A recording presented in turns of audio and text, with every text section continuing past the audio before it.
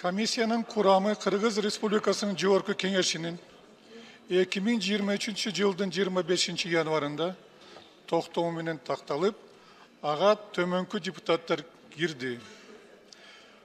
Малиев, Алимжанова Нулуфар Якубжановна, комиссияның төрағасының орынбасары, Альянс парламенттік фракциясынан.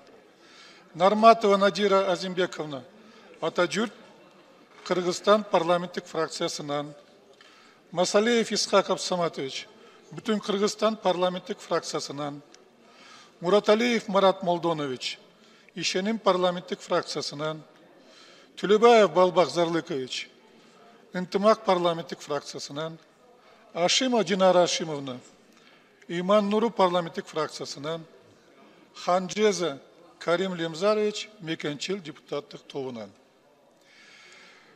Комиссияның алдына қойылған міндеттерді ар тараптуу изилдөө максатында мамлекеттик органдардын жана ишканалардын жетекчилери менен убактылуу депутаттык комиссиянын жыйынтыктары өткөрүлгөн. Жыйналыштары. Комиссия төмөнкү жактарга жумушчу иш сапарга барып келди. Жетегөз районунда жайгашкан Кумтор кен жатагына, Карабалта шаарында жайгашкан Кыргыз алтындын афинаж заводуна, анын ичинде түрдүү тектердин курамын аныктоо боюнча лабораторияга жана эки менчик ушул шаарда жайгашкан лабораторияга дагы. Кыргыз Республикасынын улуттук банкына, Кыргыз Республикасынын алтын запасын сактоочу жайга. Кумтөр кен жатындагы кен ачык ыкма менен казылып алынат. Андан ары алтын ылгоочу фабрикага түшөт. Ал жакта кенди майдалап, көмүр эритүү аралашмасы технологиясы боюнча алтынды алуу жүргүзүлөт. Алтын ылгоочу фабриканын өндүрүштүк кубаттуулугу суткасына 15-16 миң тоннаны түзөт. Анын негизги өндүрүмү 60%-дан 80%-га чейин алтынды камтыган доре эритиндиси. Кыргыз алтын, Кумтор Gold Company, Кыргыз Республикасынын өкмөтүнүн ортосунда түзүлгөн алтынды жана күмүштү сатып алуу келишимге ылайык доре эритиндилери Карабалта шаарындагы афинаж заводуна кайра иштетүү үчүн Кыргыз алтын тарабынан сатып алынып жатат. Кумтор кен жатагында комиссия доре алтын куймасын өндүрүү процесси менен таанышты. Центеранын кеткендиги эч билинбей, бизге кенди өткөнү жана бийик технологиядагы өндүрүштү жумушчуларыбыз алып кеткени бул кубанычтуу жана сыймактануучу тарыхый окуя. Комиссиянын иш жүрүшүндө мага Кумтор кенинде иштеген оор техникаларды оңдоо бөлүмүнүн кызматкерлери жана башка кызматкерлер Кыргыз Республикасынын мамлекеттик пенсиялык социалдык камсыздандыруу жөнүндө мыйзамынын талаптарын бузгандыгы үчүн кайрылышкан. Маселенин маанызы Кумтордун мурдагы жетекчилиги кызматкерлик адистик жумушчу кесибин эске албай, функционалдык милдеттерине ылайык эле атап келген бул жана буйруктарын чыгарган. Бул маселени жаңы Кумтордун жетекчиси оңдошу абзел. Кумтор Gold Company'nin маалыматы боюнча карьердин капталындарынын жылышы нормалдуу чегинде жана туруктуу көзөмөлгө алынган. Петров көлүндөгү жана калдыктар сакталгыч бардык дамбалар датчиктер ал куруу көзөмөлдөнөт.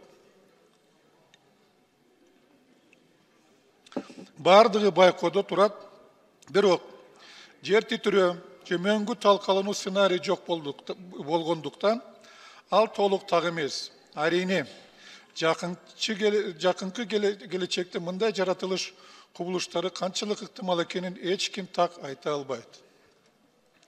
Ошондой эле комиссиянын айтымында биз ресурстарыбызды сарамжалдуу пайдалануу үчүн бардык күч аракетти жумшоого тийишпиз. Бул биздин мамлекетибиздин келечек муундарына калтырган мурасыбыз. Мисалы, Петров көлүнүн суусун биз коммерциялык максатка пайдаланып, ички жана тышкы рынокко чыгара алсак болот. Бир жолу мен Япониянын учагында учуп баратканда, ошол жерден бизге эмеден учактан суу таратты.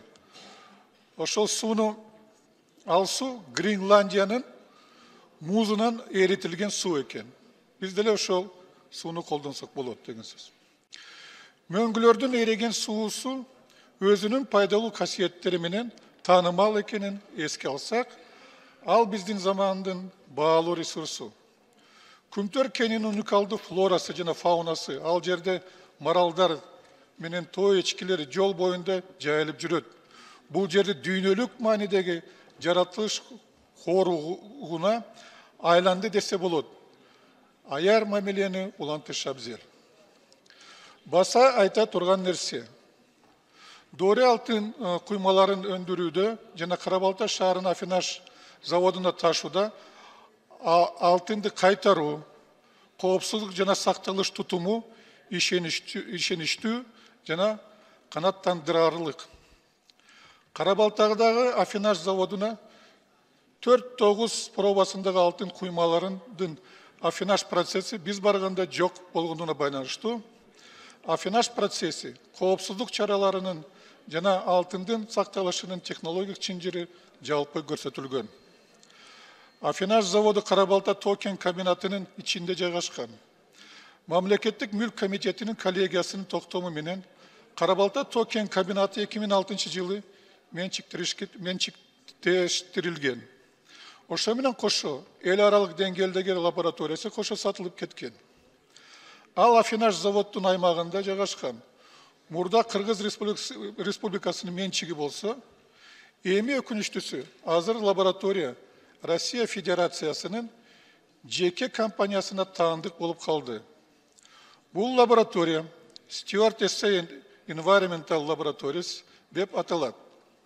Лондон фондулук биржасы тарабынан таанылган, эл аралык сертификаты бар, Афинажга чейин жана андан кийинки куймаларында алтындын курамын аныктоочу лаборатория.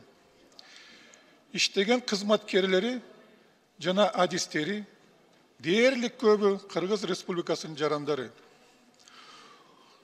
Улуттук банкына барганда жана Кыргыз Республикасынын алтын запасын эсепке алуу жана сактоо процесси менен таанышуу учурунда ар бир фракциядан жана депутаттык топтон комиссиянын ар бир мүчөсүнө алтын куймалары менен каалаган ящикти тандап, аны ачып көрүү, текшерүү мүмкүнчүлүгү берилди.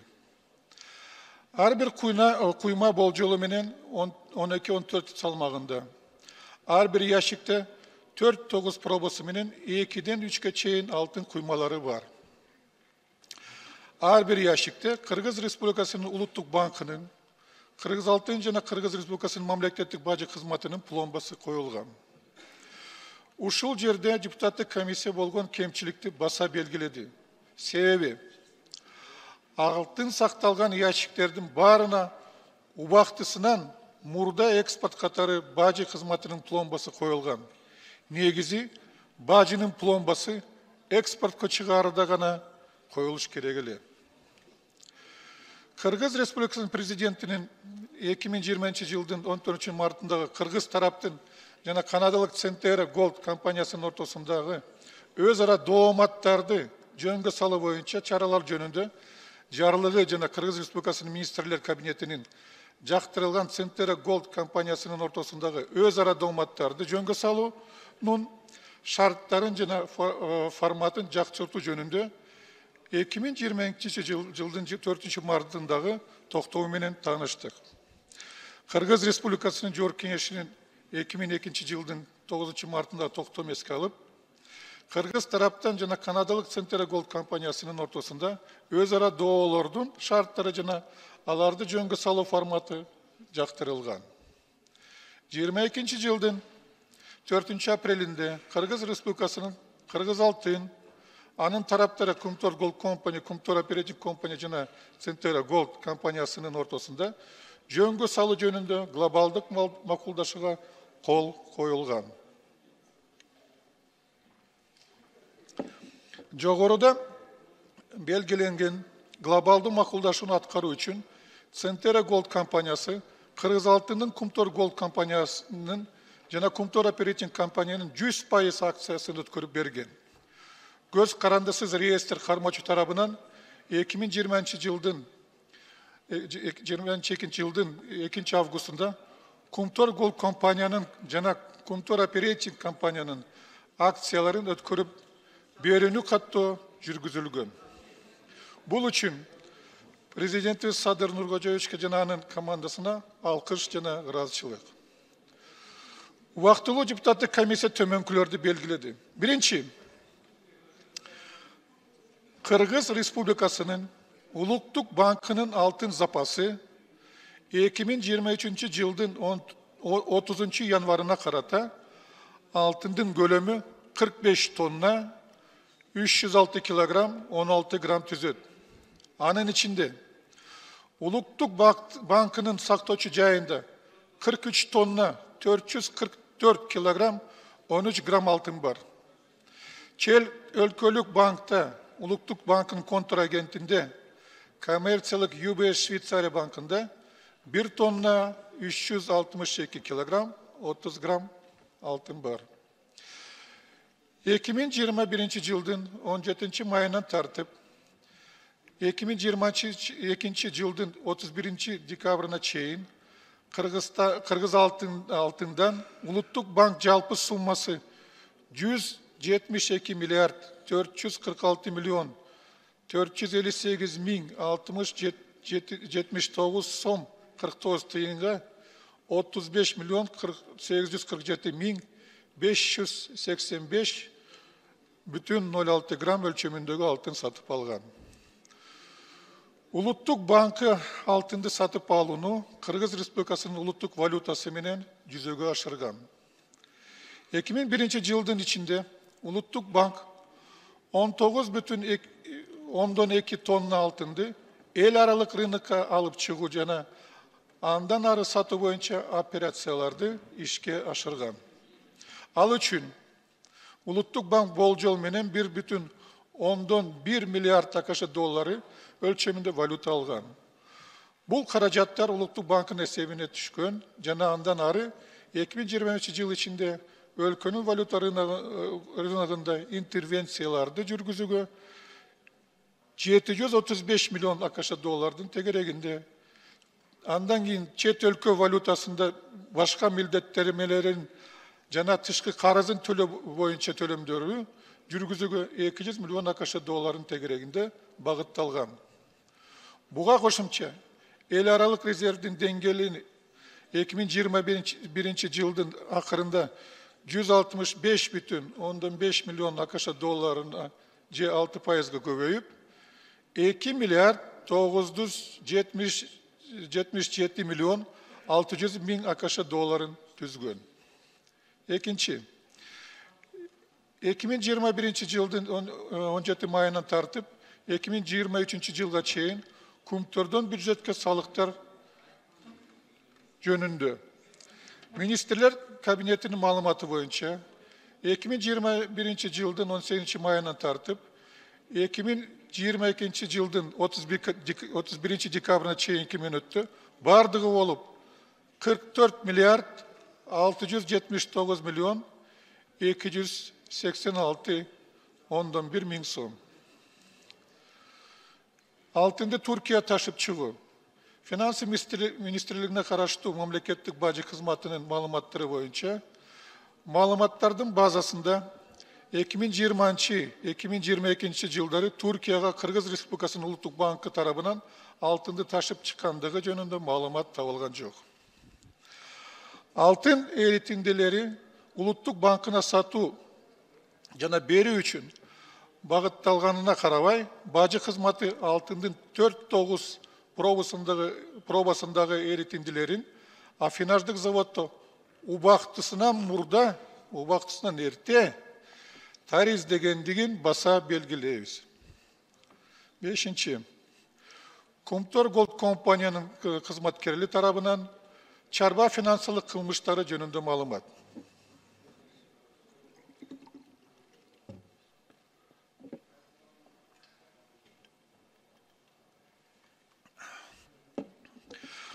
Башкы прокуратуранын өндүрүшүндө эсептөө палатасынын аудитинин жыйынтыгы боюнча 1 миллиард 146 миллион 449 миң сом суммасына финансылык бузуулар үчүн 9 адамды айыптоо боюнча козголгон 4 кылмыш иши бар.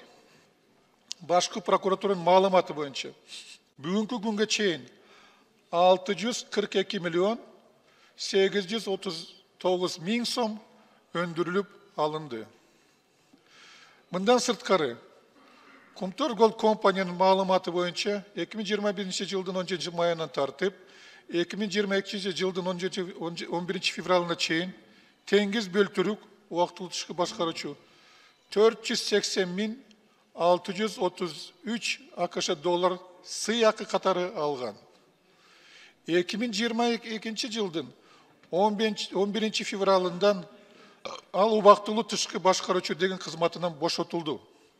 Бирок ага карабастан ал өзүнө улуттук холдингдин кызматкери болуп туруп, 2022 жылдын август айына чейин дагы Kumtor Gold компаниядан 403 миң 185 АКШ долларын негизсиз сый акы катары алды.